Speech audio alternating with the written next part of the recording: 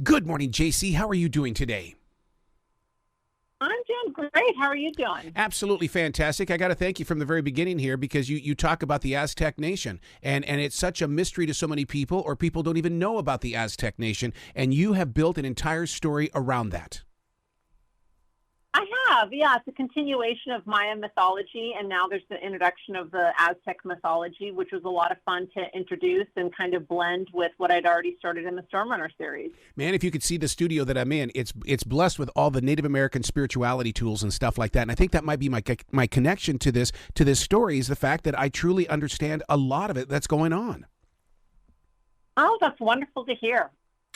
Lords of the Night. I mean, we're talking about Renata Santiago, but everybody calls her Ren. She is a master of shadows. Mm-hmm. She is a master of shadows, and she popped onto the page in the Stormrunner trilogy. She came in on the Firekeeper and continued on the quest with the protagonist Zena Bispo through the Shadowcrosser. But when I finished Shadowcrosser, I knew that she had a story to tell, and there was so much mystery shrouding her and her history that I wanted to know more about. And so that's why this duology, there's going to be 2 books, was born.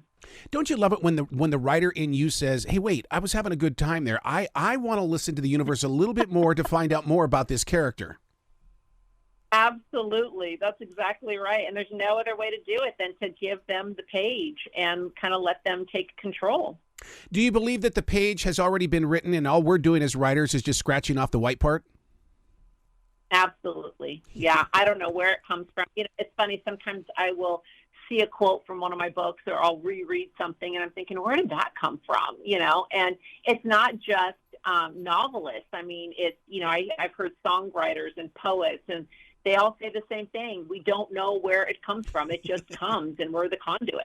So true. And you just receive it. And so that's why I practice a thing called stream thinking every day, which is basically I just get on the page and just write about anything, just so you can exercise that muscle. Oh, yeah. That's a great idea.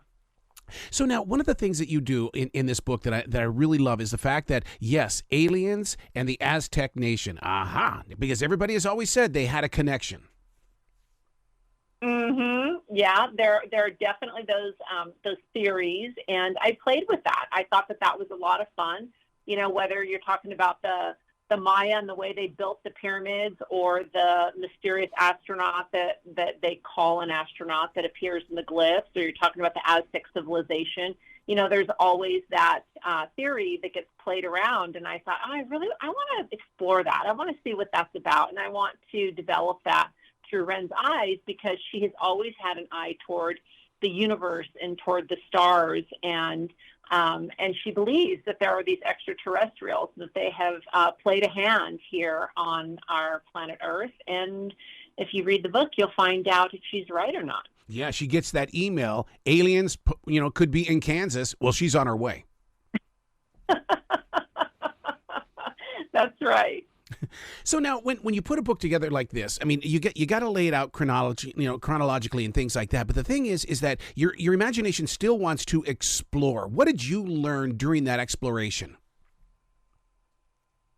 You know, that's such a great question, because when people ask me why I write, I had to think about that for a long time. And the true answer that emerged for me is I write to understand the world, right? So whether it's, you know, what is good, what is evil, what are the gray areas, why is someone, you know, quote unquote a villain, and what, you know, what motivates people to do the things that they do, and are there extraterrestrials, and is there a synchronicity in an energy form, and on and on and on and on.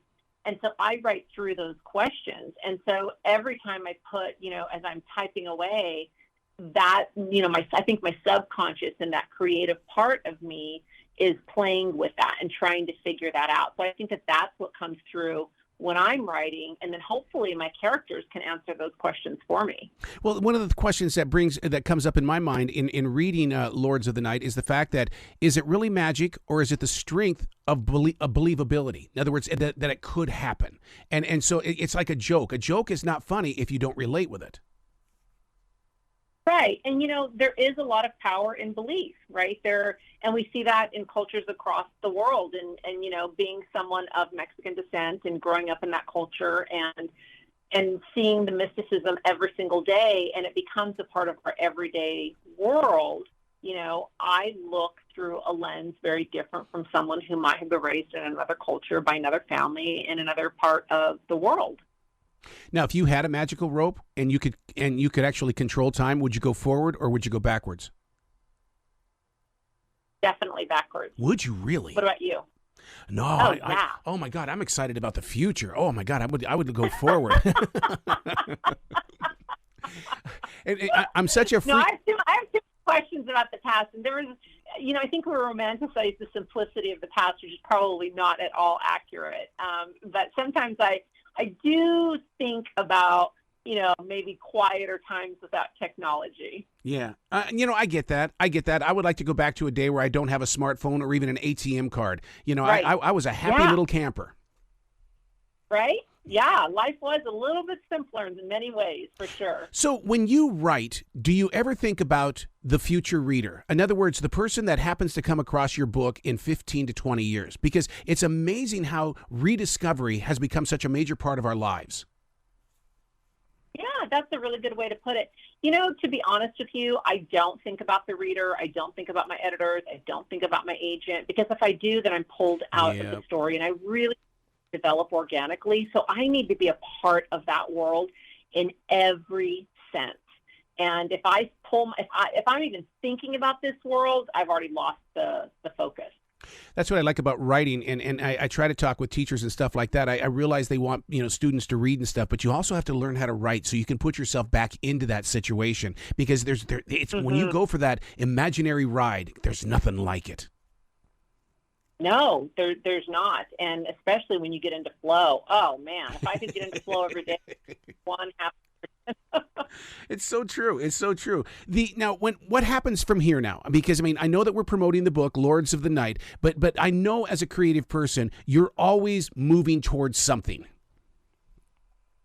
Yeah, so I'm one of those really blessed writers that has 5 million ideas that bombard me, and so I've got 3 books coming out next year. What? And a couple more coming out the year after that. And so I'm really, really busy. I've got a young adult novel, Always Isn't Forever. It's a ghost love story that's coming out, I think, in April or May. And then my debut adult novel is coming out with HarperCollins Park Row, I think in June of next year, and it's called Enchanted Hacienda, and it is about this really incredible family that has been blessed by the Aztec goddess Mayahuel, and they have this uncanny ability to work with mystical flowers and work magic in the world through this flower farm. Wow. Now, I've noticed something that's been happening lately in the past year or so, and I'm seeing that authors are creating soundtracks to go with their books. In other words, they're writing music to go with it, too. Are we going to see something like this from you? I wish I was that cool. I am not. I do not put together playlists, but what in terms of I see a lot of that too. Like, oh, this is the playlist I listened to when I was writing. So I listen to anything instrumental. Once there are any kind of lyrics, I'm pulled back out. And so, I'm not. That is just not. And to be honest with you, even the instrumental music, if I'm in flow, I don't even hear it. Yep. Yeah, I'm so with you on that, because I try to listen to this thing that's called frequency music, and sometimes even that's too noisy. Yeah, right. Creative minds. How do we sleep at night? We don't. And we don't. That's exactly right. JC, you got to come back to this show anytime in the future. The door is always going to be open for you. I appreciate that. Thank you so much. Well, you be brilliant, and congratulations on Lords of the Night. Thank you. I appreciate it.